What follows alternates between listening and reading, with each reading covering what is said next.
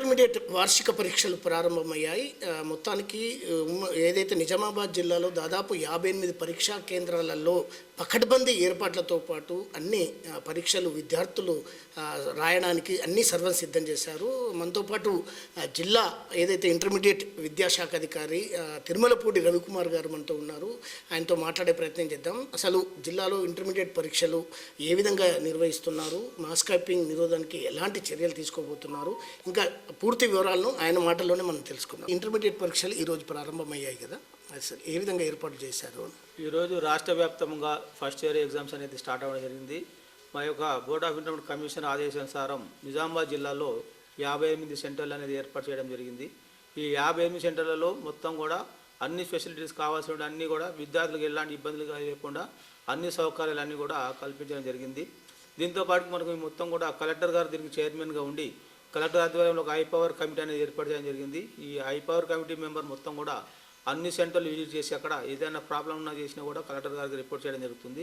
కాబట్టి జిల్లాలో ఎలాంటి సమస్యాత్మక కేంద్రాలు ఉన్నాయో అవన్నీ కూడా పరిశీలించి మేము అక్కడంతా కూడా మనకి 3 ఫ్లయింగ్ స్క్వాడ్ అనేది ఏర్పాటు చేయడం జరిగింది. ఒక్కొక్క టీంలో 3 ఉంటారు. ఒక జూనియర్ లెక్చరరు, ఒక ఎస్ఐ, ఏఎస్ఐ, ఒక డిప్యూటీ తహసీల్దార్లు ఉంటారు. వీళ్ళందరూ కూడా 3 టీంలుగా విభజించి మొత్తం కూడా జిల్లా వ్యాప్తంగా మొత్తం కూడా వాళ్ళని తిప్పడం జరుగుతుంది. వాళ్ళన్నీ కూడా ఇక్కడ అన్ని సమస్యలు తెలుసుకొని అక్కడ అన్నీ కూడా పరిశీలన చేయడం జరుగుతుంది. అదేవిధంగా 8 మంది సిట్టింగ్ స్క్వాడ్ని కూడా ఏర్పాటు చేయడం జరుగుతుంది. ఎక్కడైతే సమస్యాత్మక కేంద్రాలు ఉన్నాయో అక్కడంటి సెల్ఫ్ సెంటర్లు ఉంటాయి, అక్కడ మనం సిట్టింగ్ స్క్వాడ్ అందరినీ కూడా ఏర్పాటు చేయడం జరుగుతుంది. దానివల్ల మనకి ఎక్కడ కూడా ఇలాంటి అవాంఛనీయ సంఘటనలు జరగవు. అదేవిధంగా డిఈసి మెంబర్స్ 3 ఉంటారు. కన్వీనర్ నేను కూడా అన్ని సెంటర్లను విజిట్ చేయడం జరుగుతుంది. ఈరోజు జిల్లాలో ఉన్నటువంటి మ్యాక్సిమంగా 58 సెంటర్లలో 50 to 55 సెంటర్లన్నీ కూడా మేము కవర్ చేయడం జరుగుతుంది. ఎక్కడ కూడా ఎలాంటి అవాంఛనీయ సంఘటనలు జరగదు. ప్రతి సెంటర్లో ఒక ఏఎన్ఎంని ఏర్పాటు చేయడం జరిగింది. అక్కడ ప్రతి విద్యార్థులకు ఎవరైనా అస్వస్థత గురైనా లేకుండా మనసుకు ఉన్న వాళ్ళకంతా ఓఆర్ఎస్ ఇచ్చి టాబ్లెట్స్ ఇవన్నీ కూడా ఏర్పాటు చేయడం జరిగింది. అదేవిధంగా ప్రతి సెంటర్లో ఫ్రూట్స్ కానీ బిస్కెట్స్ కానీ పెట్టడం జరుగుతుంది.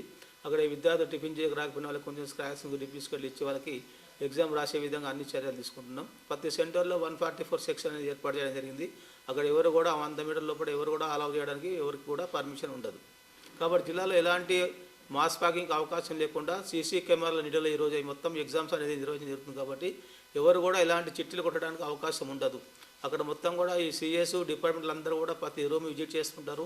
ఎవరికి ఎక్కడ ఏ అనుమానం ఉన్నా కూడా వాళ్ళకి ఇన్ఫర్మేషన్ ఇవ్వడం అనేది జరుగుతుంది. కాబట్టి ప్రతి జిల్లాలో మనకి ఇప్పటి వరకు కూడా ఈరోజు ఫస్ట్ డే కాబట్టి ప్రతి విద్యార్థులందరూ కూడా 8:30కి అందరూ కూడా సెంటర్లకు చేరుకొని వాళ్ళ యొక్క కేటాయించిన రూమ్లోకి వెళ్ళిపోయారు. ఎవరు కూడా లేట్ అనేది ఎవరు కూడా రాలేదు. అన్నీ కూడా ప్రశాంతంగా ఈరోజు ఎగ్జామ్స్ అనేది స్టార్ట్ అయింది నిజామాబాద్ జిల్లాలో.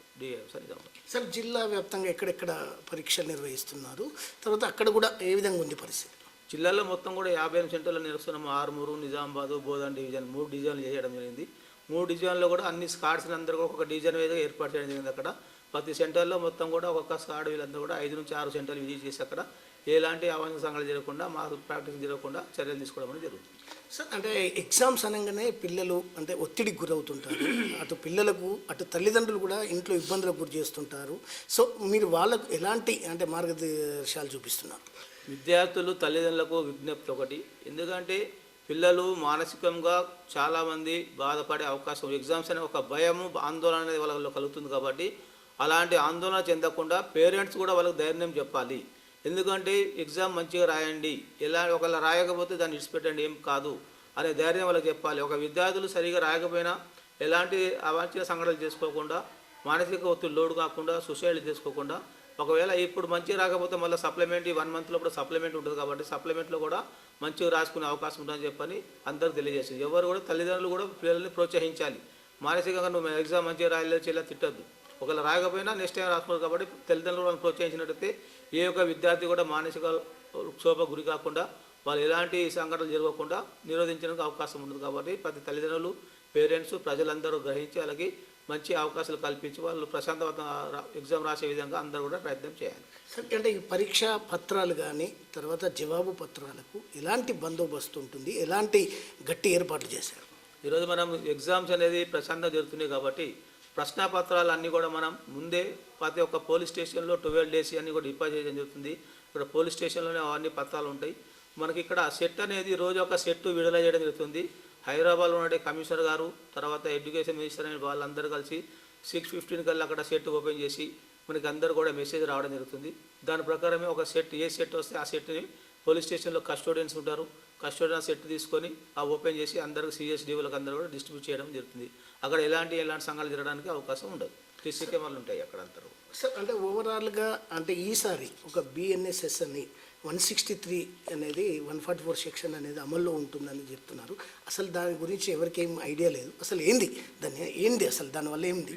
144 సెక్షన్ బిఏ 63 ప్రకారం ఏంటంటే ఎవరైనా సెల్ ఫోన్లు కానీ లేదా అదర్ మెటీరియల్ ఎవరైనా తీసుకొచ్చినా చేసినా కూడా ఇమ్మీడియట్గా వాళ్ళని బుక్ చేసే అవకాశం ఉంటుంది. మేమందరూ కూడా విద్యార్థులకు పేపర్లో కూడా ఇవ్వడం జరిగింది. వాళ్ళ ఒక మామూలు వాచ్ కానీ పెన్సిల్ పెన్ను మాత్రమే విద్యార్థులు హాల్లోకి తీసుకెళ్ళాలి.